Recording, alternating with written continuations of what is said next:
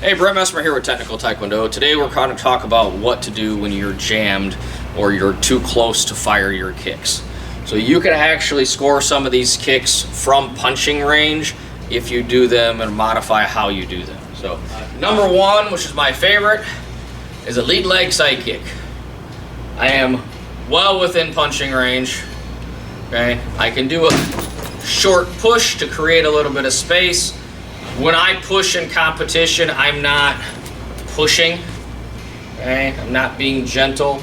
I'm actually more doing a twin palm hand strike, because when I want to hit, I want to upset their balance.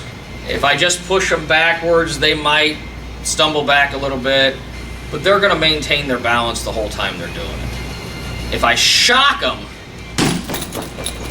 completely different story. I'm going to upset their balance. They're not probably going to move back as far, which means I don't have to chase them for my counter strike.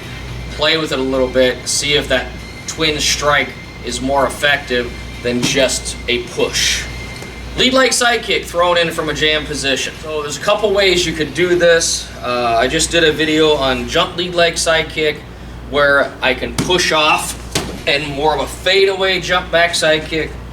That works fairly well. I can also just pick the leg up and fire. I may lay down a little bit more than what I like to get my knee up and let it come in.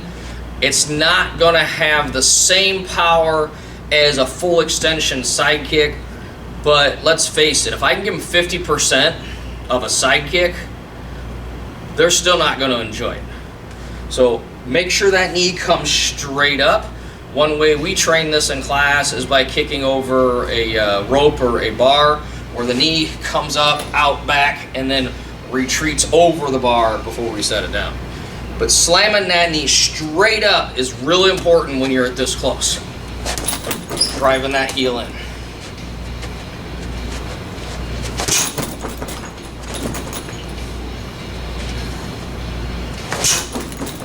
Okay. It does have power. It just doesn't have all of it. Another way to train this is from that chamber position, line your hip up with the center of the bag, and just that foot extension, see what you can get on it. That's what you don't want to do. I more pushed it. You can tell by the way the bag swings, that's more of a push. You're looking for a shock wave. That was better. Okay.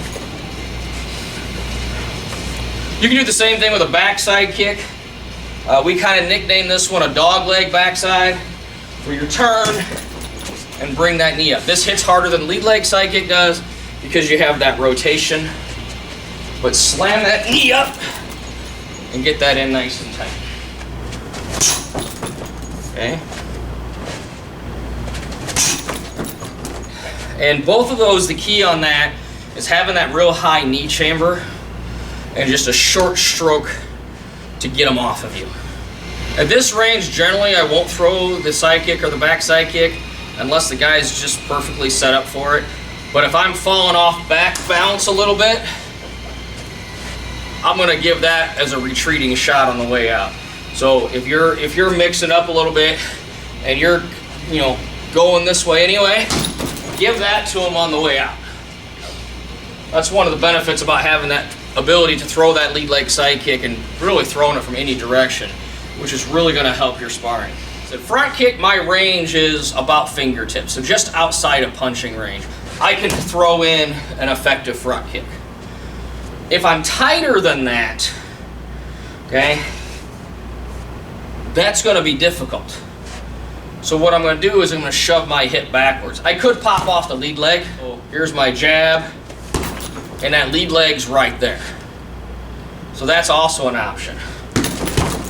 So you'll see that a lot in combinations where you throw the jab or you throw the jab cross and then the front kick. And that works extremely well. So one thing in Taekwondo I think we don't do enough of is punching, and it's one thing in the sport that I would like to see more of. But when we're in that clinch, or right as they're getting to clinch, or if he tries to push you, okay, I can block that push with just a simple turn of my shoulders. and come back with an attack. I think too many times, people are going to the clinch and letting the ref break you up way too soon. I'd rather see people fight out of it. In fact, I have scored a lot of points over the years where guys are coming in and they're, boom, and they go in for the clinch. Well, the first time you do it, pay attention to how they fight. If that's one of their favorite techniques and they're used to doing that, he throws a kick, he comes here, I'm throwing that punch. And I'm not just going to do one. He comes in for his clinch, whether I throw the jab or the cross first, just depends on our body position, where we're at. But I'm going to go 1, 2, 3, okay? Or I'm going to go 2, 3, skip the jab, or maybe we'll go 1, 2, 3, 4. I don't know. But I'm going to use those punches the same way that I would also use the pushing strike. I'm going to drive them backwards. You want to clinch? Well, you can't score clinching. So I'm going to make my own distance and get where I'm in a happier spot, you're off balance, and I'm going to try to score points. The other option, like I said earlier, is I'm going to kind of thrust my hip backwards. Okay? Again, I'm taking power away from the shot. Okay? But I'm shoving my hips back so I can get that proper distance. Okay? My other option, same distance going towards the head. So, and I also got to make sure you understand that leg kicks and head kicks have the same range. So if I'm kicking leg kick, I'm in punching range. Same head kick, because the angle of my legs are about the same. So understand your range as far as what's happening. When I'm coming out 90 degrees, I'm striking to the body and I'm outside of punching range. Okay. But when I'm executing these front kicks, same with the angle kick, I'm coming off that back leg with an angle kick, I'm going to thrust my hip back because I'm too close. I'm almost hitting with my knee. By thrusting that hip back,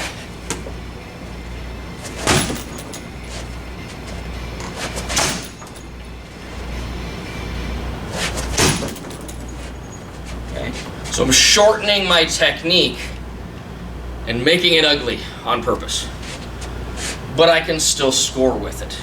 Okay? Is it hitting at maximum power? Absolutely not. Okay, I don't know how much I'm losing on that. That's my normal. So maybe 40% I'm probably losing by shoving my hips back. So I'm not hitting with 100% power. But let's face it, in the sport of Taekwondo, is it enough? Yeah. If I'm doing mixed martial arts and I hit that liver shot with that left foot, is that enough? I guess it all depends on how accurate I am and how big they are.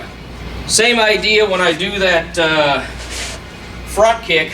I can also come upstairs, vertical kick, or it's an outer snap crescent, however you want to think about it.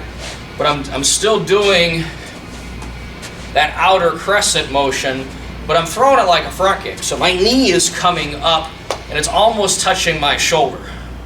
And then I snap it out like a front kick, hitting with the side of the foot upside your head. When I add that hip thrust across, it hits a bit harder.